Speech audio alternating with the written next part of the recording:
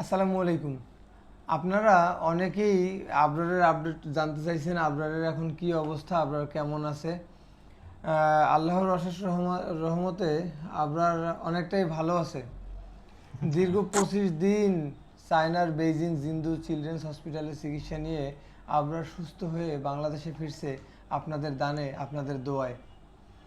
যেই আবরারের বাংলাদেশে ডক্টর বলছিল 99% আসলে মৃত্যুর ঝুঁকি ছিল অপারেশনের পরেও, সেই আবরার এখন আমাদের সামনে সুন্দর খেলতেছে, আবরার মাকে মা বলে ডাকতেছে।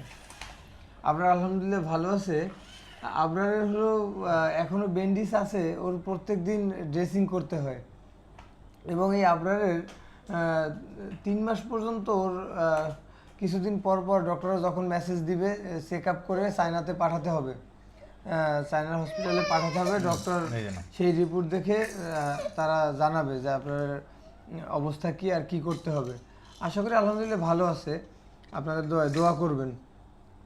আপনারা জানেন আসলে একটা অপারেশনের রুগীর, বিশেষ করে এই যে হার্টের একটা ওপেন হার্ট সার্জারি হলো, এই ছোট্ট একটা বাচ্চা 18 মাস বয়স, এই অপারেশনটা যে হলো এর একটা রুলস রেগুলেশন মেনটেন করে চলতে হয়। খাবার দাবারের অনেক ব্যাপার থাকে, হাইজেনিক মেনটেন করতে হয়, অনেক বিষয় আছে। আপনারা আবরারের অবস্থাও তো জানেন, আবরারের অবস্থা কি, আবরারের বাবা কি করে। আমরা প্রথম থেকে যখন ভিডিও তৈরি করি আপনারা জানতেন আবরারের বাবা কিন্তু একজন চায়ের দোকানদার। মানে কথাটা এভাবেও বলছি যে আবরারের বাবার কিন্তু নুন আনতে পান্তা ফুরায়। আপনার বাবা চায়ের দোকান থেকে ইনকাম করে এই সংসার চালাইতো, এবং তার মধ্যে এই ছোট্ট বাচ্চা, তার নিষ্পাপ বাচ্চাটা এত বড় একটা রোগ নিয়ে ভুগতেছিল। মানে সে খুবই হিমশিম খেয়ে যখন একদম কুল কিনারা না পাইছে তখন আপনাদের দ্বারস্থ হয়েছে, আর আপনারা তখন সাহস দিয়েছিলেন, আবরারের পাশে দাঁড়িয়েছিলেন, আবরারের বাবা মার পাশে দাঁড়িয়েছিলেন আমাদের ভিডিও দেখে, শাকিরের এবং আমার ভিডিও দেখে। আলহামদুলিল্লাহ আপনাদের দান বিফলে যায় নাই, আপনাদের দোয়াও বিফলে যায়নি। আজকে আপনারা সুস্থ আলহামদুলিল্লাহ।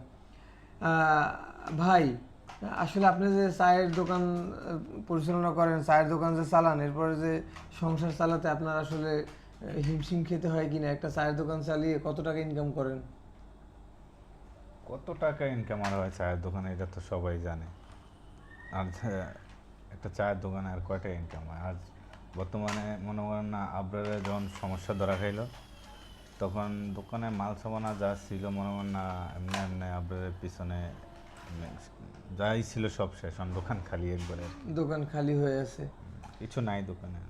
আসলে মানে কথা আর না বাড়াই, আমি একটা চিন্তা করছিলাম যে যেহেতু আবরারকে নিয়ে ভিডিও তৈরি করছে, আপনারা জানেন ফেসবুক ইউটিউব থেকে টাকা ইনকাম করে মানুষ, সেই টাকাটা ইনকাম করে কিন্তু ভিডিওর উপরে ডিপেন্ড করে। আমরা যেই ভিডিওগুলো তৈরি করি সেই ভিডিওগুলো যে সোশ্যাল মিডিয়াতে আপলোড দেই, সেই টাকা সেখান থেকে একটা অ্যাডসেন্স থেকে টাকা ইনকাম হয়।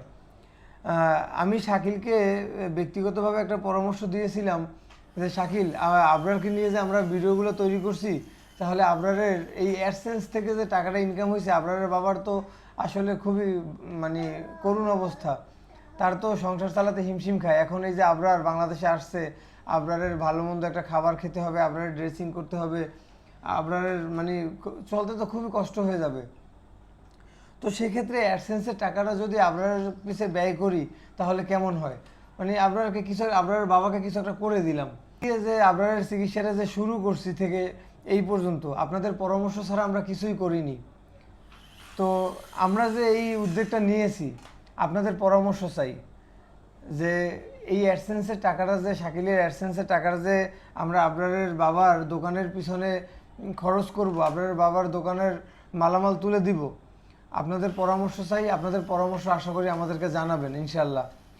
আর এত বড় একটা চিকিৎসা, এতগুলো টাকা, আজকে 25 লক্ষ টাকার মতো দেশবাসী পাঠাইছেন, দেশবাসীর কাছে যে আজকে আমরা বলবো যে আপনারা আবরারের বাবার পাশে দাঁড়ান, আবরারের বাবার দোকানে মালামাল উঠাই দেন, কিংবা আবরারের টেস্ট করাইতে টাকা লাগবে টাকা দেন, আসলে সেই মুখ মানে সেই ভাষা আমার নেই। তারপরও বলবো, যদি কেউ চান যে আবরারের পাশে থাকতে চান, আবরারকে কিছু টাকা দান করতে চান, তাহলে আপনাদের ইচ্ছার ক্ষেত্রে আপনারা করতে পারেন। আবরারের আবরারের বাবার নাম্বারটাই আমরা ডিসক্রিপশন বক্সে কিংবা স্ক্রিনে লিখে দিব। আপনারা আবরারকে অনেকেই দেখতে চাইছেন, আবরারকে দেখতে আসতে চাইছেন বাসায়, সেক্ষেত্রেও আপনাদেরকে অ্যাড্রেসটা বলে দিব। আপনারা আবরারকে দেখতে আসবেন ইনশাল্লাহ। এখন একটু আসলে আমি কিন্তু আবরারকে কোলে নেইনি এই পর্যন্ত, বাংলাদেশে আসার পর থেকে আমি আবরারকে কোলে নেইনি, কারণ ইনফেকশনের একটা ভয় কিন্তু থেকেই যায় অপারেশনের রুগীদের। এই যে আবরার সামনে বসে আছে, আমি এখানে দূরে বসে আছি, তাও হ্যান্ড স্যানিটাইজার করে ভালো করে হ্যান্ড ওয়াশ করে, যাই হোক। তো একটা সময় আপনাদেরকে বলবো যে আপনারা যদি বাসায় আসতে চান আপনারা আবরারকে দেখতে আসতে পারবেন ইনশাল্লাহ। আর আবরারের বাবার দোকানে যে আমরা মালামাল তুলে দিতে চাচ্ছি এই ভিডিওর অ্যাডসেন্সের টাকা দিয়ে, সেই বিষয়ে আপনারা পরামর্শ দিবেন, আশা করি আপনাদের মন্তব্য জানাবেন ইনশাল্লাহ। আসসালামু আলাইকুম।